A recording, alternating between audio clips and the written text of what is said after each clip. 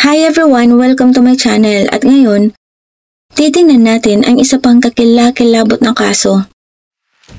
Madalas nating naririnig ang kasabihang ang pag-ibig ay walang pinipiling edad.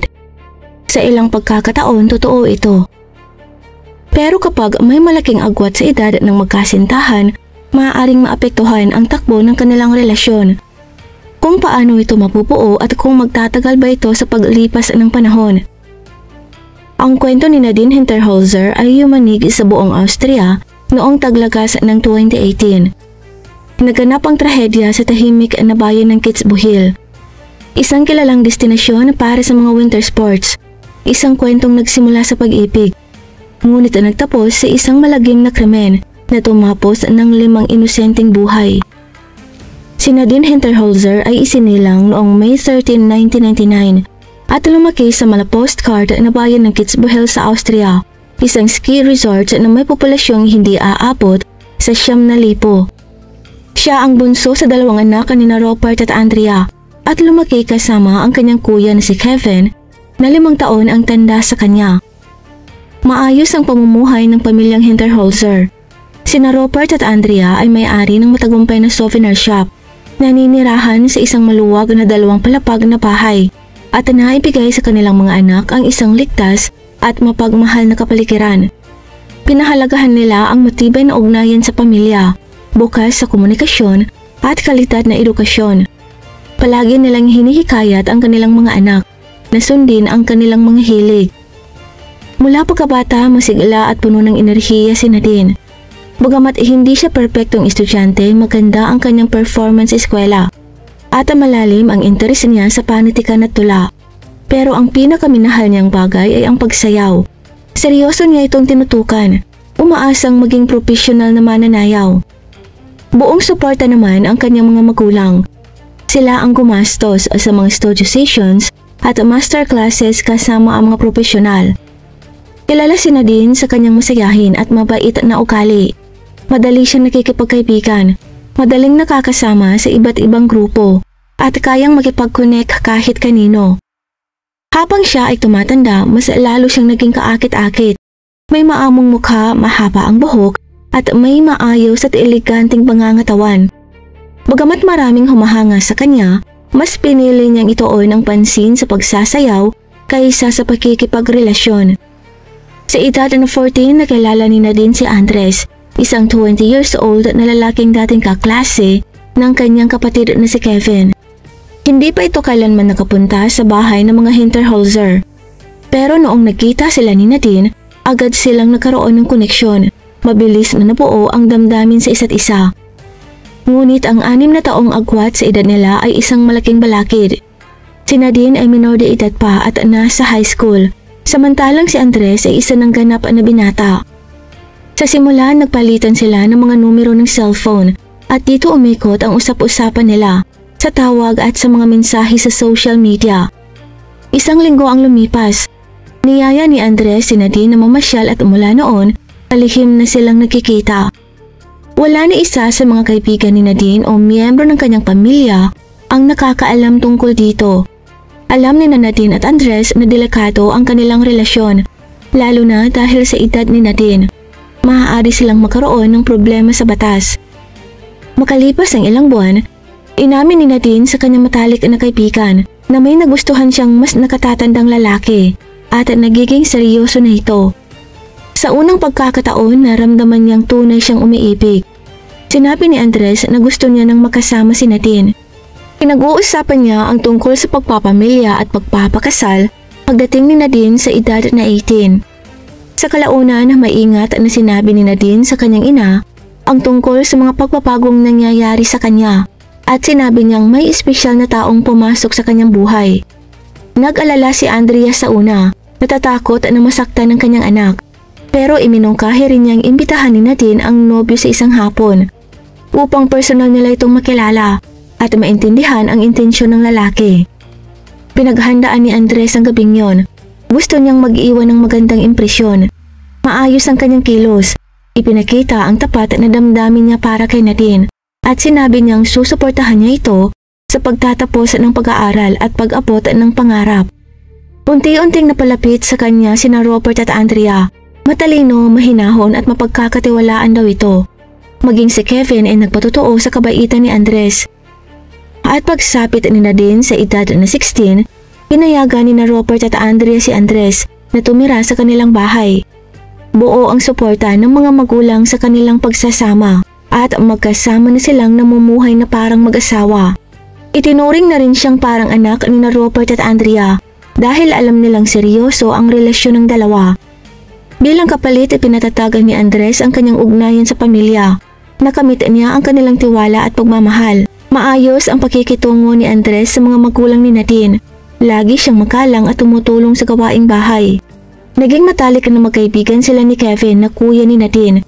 Pati ang alagang aso ng pamilya ay agad na naging komportable kay Andres. Hindi kinalimutan ni Andres ang mga pangakong binitawan niya noon. Suportado niya si Nadine sa huling taon nito sa high school. Hinihikayat niya itong magtapos at pag-isipan ang magiging landas sa buhay. Mapag-alaga at maalalahanin si Andres. Ginagawa ang lahat upang patibayin ang isang relasyon na nakasalalay sa pag-ibig at respeto. Nang magsama na sila sa iisang bubong, binago ng magkasintahan ang kanilang relationship status sa social media at ginawa itong engage. Palagi silang nagpo-post ng mga larawan ng magkasama, nakangiti at punong-puno ng saya. Halos lahat ng libreng oras nila ay ginugugol nila sa isa't isa. Ngunit habang tumatagal, unti-unting naging mapagkontrol si Andres. Sa una parang iniingatan lang niya si Nadine, pero binabantayan na pala niya ng husto ang bawat kilos nito. Gusto niyang alam niya palagi kung nasaan ito. Lalo siyang naging possessive at mula nang naging sila, unti-unting pinutol ni Nadine ang ugnayan niya sa mga lalaking kaibigan. Sa paningin ng kanyang mga magulang, tila iniingatan lang siya ni Andres.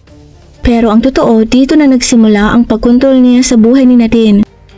Noong 2017, nagtapos si Nadine sa high school at ipinagdiwang ang kanyang ika-18 kaarawan. Sa panahon na yon, napagdesisyonan ng magkasintahan na lumipat ng tirahan.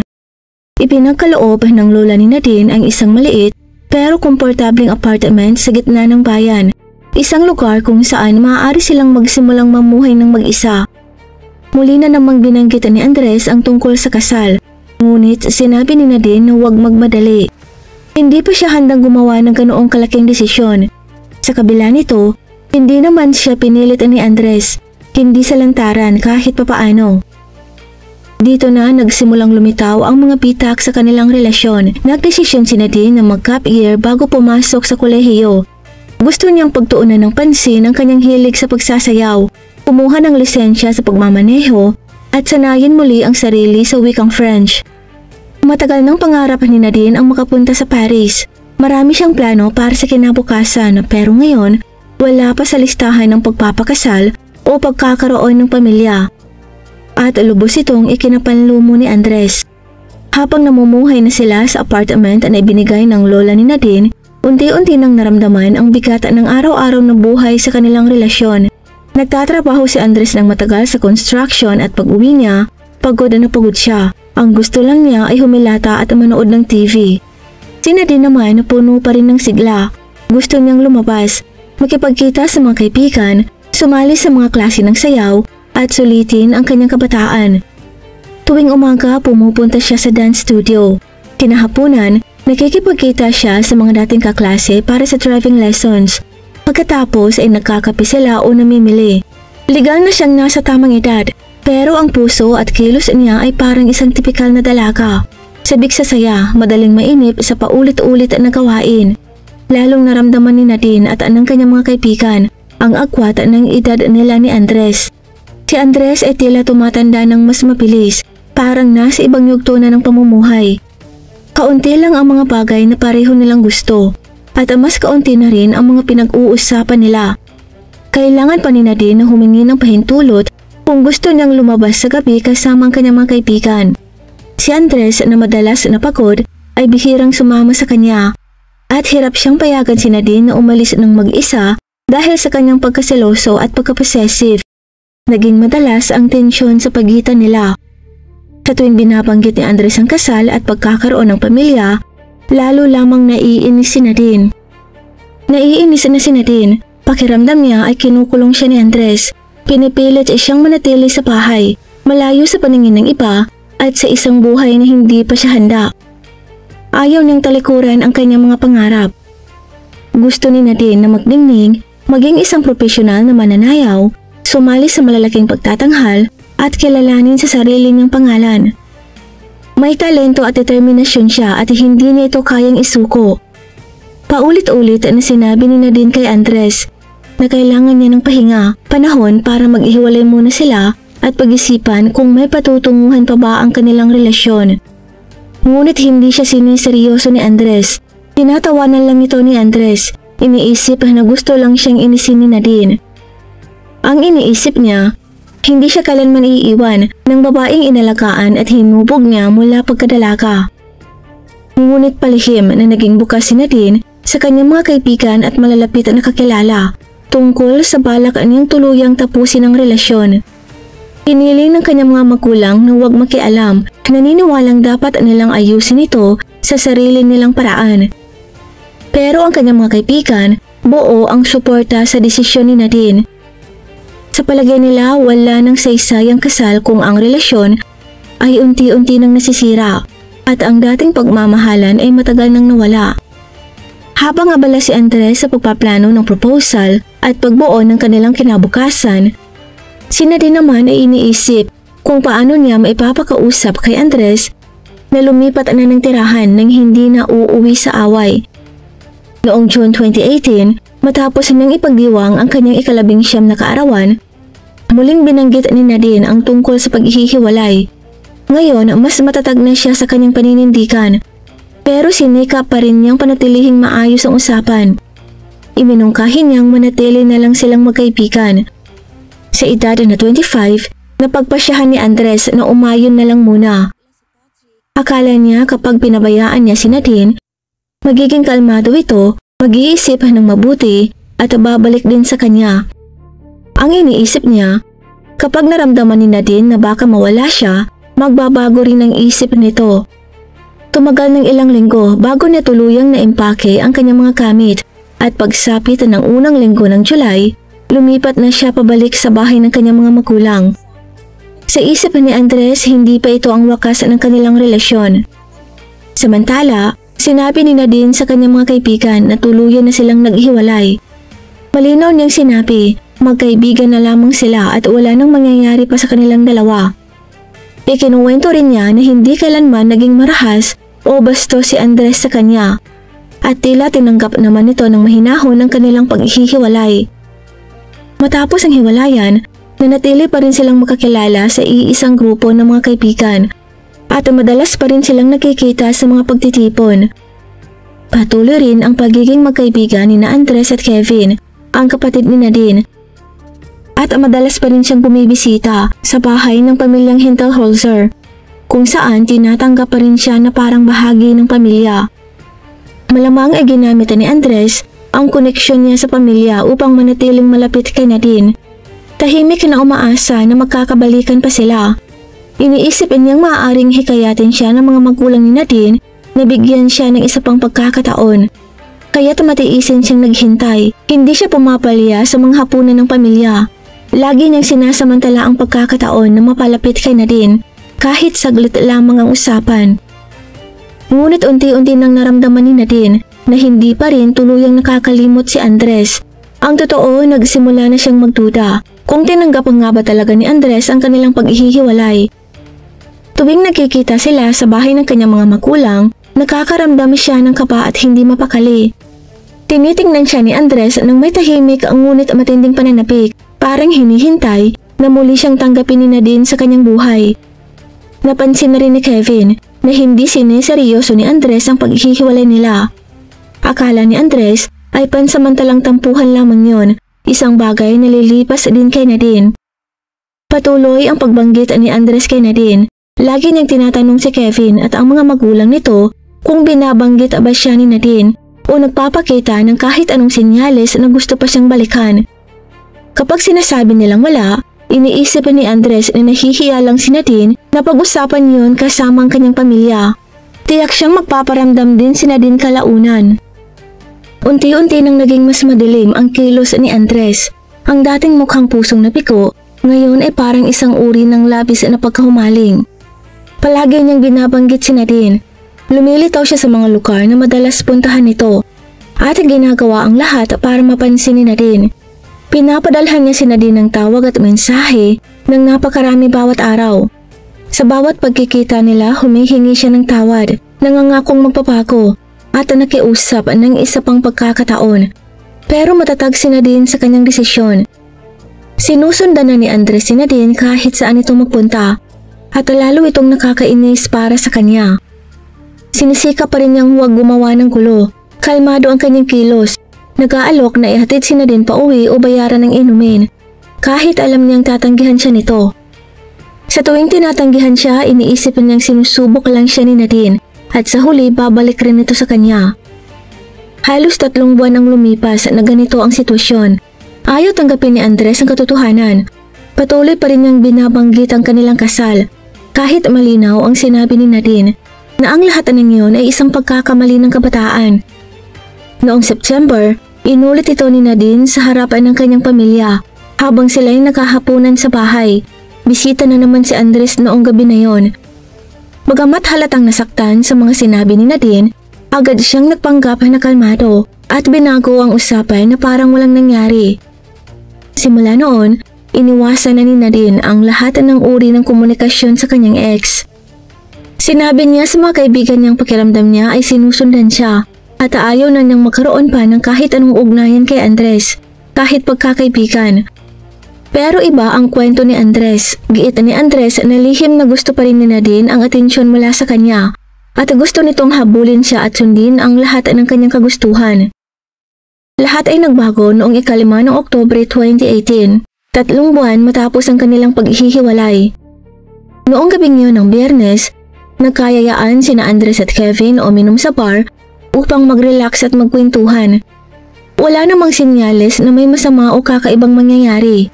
Matapos uminom ng tig-iisang beer, nagsuggest si Andres na lumipat ng ibang bar at lumanghap ng sariwang hangin.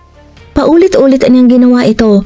Lumipat-lipat ng bar 5 beses sa kabuuan hanggang sa makarating sila sa isang bar kung saan naandun si Nadine kasama ang kanyang barkada.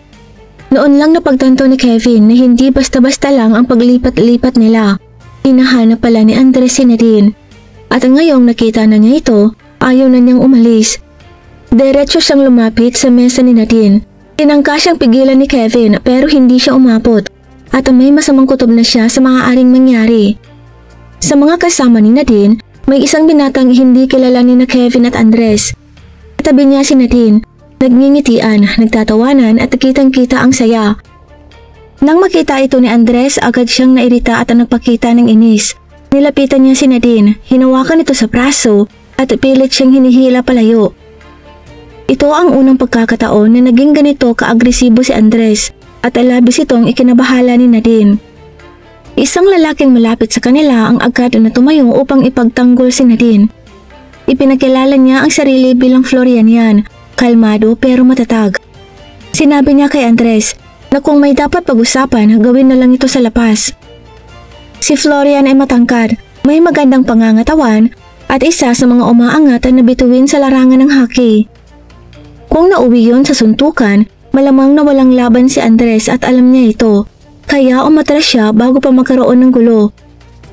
Pero sinimulan niyang akusahan si Nadine ng pagtataksil.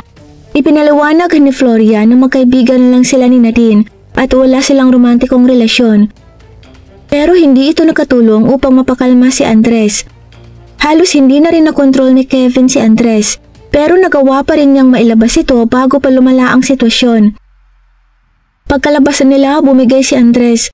Umiyak siya, nagsalita tungkol sa pagtataksil at iginiit na hindi siya dapat tratuhin ng ganon. Tumawag si Kevin ng taxi at sinabihan si Andres na umuwi na muna. Bumalik si Kevin sa bar at sinabihan si Nadine na mas mabuting umuwi na siya. Nag-alok naman si Florian na samahan si Nadine dahil nag-aalala siya sa kaligtasan nito at may totoong malasakit talaga siya sa kanya. Nanatili si Florian sa bahay para matiyak na ligtas at panatag si Nadine. Bandang 3:00 ng madaling araw, nagpunta si Andres sa apartment ni Nadine. Nang hindi niya ito nadatnan, naisip niyang baka sa bahay ng mga magulang ito natulog. Kaya't doon siya nagtungo. Pagdating niya sa tapat ng bahay, may nakita siyang hindi pamilyar na kotse. Agad niyang inakala na kay Florian yon. Ilang oras bago noon, nandoon din ang parehong sasakyan sa labas ng bar kung saan naroon si Nadine. Dahil sa matinding selos at pagkadismaya, sinimulan ni Andres na katukin ng malakas ang pinto. Habang sumisigaw, hinahanap si Nadine. Pero imbis na si Nadine ang lumabas, si Rupert ang sumakot na antok pa. Ayaw niyang tawagan ng mga otoridad. Sa kabila ng lahat, may awa pa rin siya kay Andres na dati itinuturing na manukang. Pinili ni Rupert na huminahon at hiniling kay Andres na maghihintay na lang hanggang umaga para maayos nilang mapag-usapan ng lahat. Tila gumana ang diskarte ni Rupert pansamantala. Umupo ang dalawa sa porch ng bahay ng halos 30 minutes. Nagyosin ng ilang stick at nag-usap ng matahimik. Sa huli, sumakay si Andres sa kanyang kotse at umalis. Bumalik si Rupert sa loob ng bahay at muling nahiga upang matulog. Ngunit hindi nagtagal ang katahimikan. Makalipas ang halos 30 minuto, bumalik si Andres na ngayon ay may ibang intensyon. Desidido siyang makita si Nadine at pilitin itong magsabi ng totoo. Kung siya ba ay nagtaksil at kung tinulungan ba siya ng pamilya nito na itago yon. Muli siyang kumatok ng mas malakas sa pagkakataong ito. Nang bumukas ang pinto, si Kevin at Nadine ang sumalupong, pagod na sa paulit-ulit na abala. Sigaw ni Nadine na ayaw niyang muling makita si Andres at tapos na talaga sila. Tumindig si Kevin sa tabi ni Nadine at sinabihan si Andres na lumayo na. Hindi lang kay Nadine kundi sa buong pamilya nila. Umatras si Andres na wasak ang kalooban. Pakiramdam niya ay iniwan siya hindi lang ni Nadine at Kevin, kundi ng pamilyang matagal na niyang itinuring na sarili niyang tahanan. Sa isip niya, pinatunayan ng matatag na pagtanggi ni Nadine ang kinatatakutan niya, na nakahanap na ito ng iba at itinatago ito ng lahat sa kanya. Nilamon siya ng galit. Ayon sa sariling salaysay niya, doon niya napagtanto na tapos na talaga ang lahat. Pero hindi niya matanggap ang ideyang mapupunta si Nadine sa iba.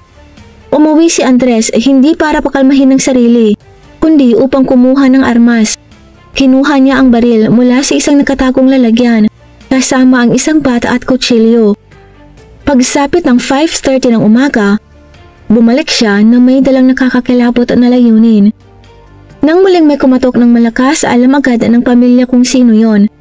Ngayon, dali-daling bumaba si Rupert.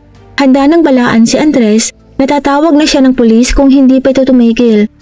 Ngunit pagkabukas ng pinto, agad na pinaputukan ni Andres si Rupert ng 2 beses at tinamaan ito sa noo. Si Andrea, ang ina ni Nadine, ay nagising sa kaguluhan. Lumabas at bumaba sa hagdan. Binaril din siya ni Andres. 2 putok, isa sa dibdib at isa sa ulo. Si Kevin ang sumunod na biktima nang magmadali siyang lumabas para alamin ang nangyayari. Pagkatapos, umakyat si Andres sa itaas kung saan nagtago sina Nadine at Florian sa kwarto na takot. Nang hindi niya mabuksan ang pinto, lumabas siya at umakyat papunta sa 2nd floor balcony. Binasag niya ang salamin ng pintuan gamit ang bat. Isang malakas na hampas lang at nakapasok na siya sa kwarto. Si Florian ang unang tinamaan. Pagkatapos ay itinutok niya ang baril kay Nadine. 2 bala ang tumama sa kanyang ulo. Nakatabo ng kanyang mga kamay sa pagtatangkang takpan ng sarili at tinamaan ang magkabilang palad nito. Sa huli, binaril muli ni Andres si Florian sa ulo upang siguraduhin wala na itong pag-asa pang mabuhay. Matapos ang lahat, umalis si Andres at tumiretso sa pinakamalapit na himpilan ng pulisya. Doon, mahinahon niyang inilapag sa mesa ang baril, isang kutsilyo na hindi niya nagamit at ang baseball bat. Sinabi niya sa mga pulis, nakatatapos lamang niyang tapusin ang buhay ng 5 tao. Ibinigay niya ang address at ang mga pangalan ng kanyang mga biktima. Agad siyang inaresto habang isinasagawa ang investigasyon. Pagdating ng mga otoridad sa lugar, natagpuan nila ang 5 bangkay. Lahat ay may tigda 2 tama ng bala. Lahat ng biktima ay binaril sa ulo. Isang sinadyang paraan para matiyak na wala ni isa ang makakaligtas. Kumilos si Andres ng mabigat at may nakakakilabot na plano. Wala siyang tangkang itago ang kanyang ginawa. Malinaw na mula pa lang sa simula, balak na niyang isuko ang sarili. Ikinuwento niya ang buong pangyayari ng detalyado, kasama ang pagkakasunod-sunod ng bawat pag-atake. Sa Sa kabuuan ng kanyang salaysay, wala siyang ipinakitang emosyon. Kinumpirma ng toxicology test na wala siyang nainom na alak o ilegal na gamot sa katawan noong mga oras na yon. Wala siyang kriminal na record at ayon sa mga nakakakilala sa kanya, mabait, masipag at magalang siyang tao. Kahit pa tila wala siyang emosyon o pagsisisi, napag-alaman ng mga eksperto sa kalusugan ng isip na malapit na siyang magkaroon ng isang psychological breakdown. Kaya't inilagay siya sa isang siguradong selda na may tuloy-tuloy na pagbabantay dahil may matinding pangamba na baka saktan niya ang sarili habang hinihintay ang paglilitis. Ang barel na ginamit ni Andres ay pag-aari ng kanyang kapatid na legal na nagmamay-ari nito at iniimbak sa isang ligtas na lalagyan. Alam ni Andres ang kombinasyon at ginamit ito para makuha ang baril. Ayon sa kanyang mga magulang, matapos ang hiwalayan nila ni Nadine, ang kanilang anak ay dumanas ng matinding depresyon at nagkaroon ng suliranin sa pag-inom ng alak. Naniniwala silang ang emosyonal na pagbagsak matapos ang pagtatalo noong gabi na yon ang naging mitsa ng kanyang marahas na pag-uugali. Gumawa ng argumento ang abogado ni Andres batay sa ideyang ito na siya ay wala sa tamang pag-iisip at kumilos habang labis ang kaguluhan ng kanyang damdamin. Ang estratehiyang ito ay maaaring magbaba ng kanyang sentensya o kaya ay mauwi sa paglagay sa isang mental health facility imbis na makulong. Gayunpaman, mariing tinutulan nito ng prosekusyon. Iginiit nila na wala namang naitalang kasaysayan ng sakit sa pag-iisip si Andres. At hindi rin ito kailanman humingi ng tulong mula sa mga espesyalista sa mental health. Bukod pa rito, noong gabi na yon, nang umalis siya sa bahay, hindi lang baril at bala ang kanyang dala. May dala rin siyang kutsilyo at bat. Isang senyales ng maingat na paghahanda na taliwas sa biglaang emosyonal na pagsabog.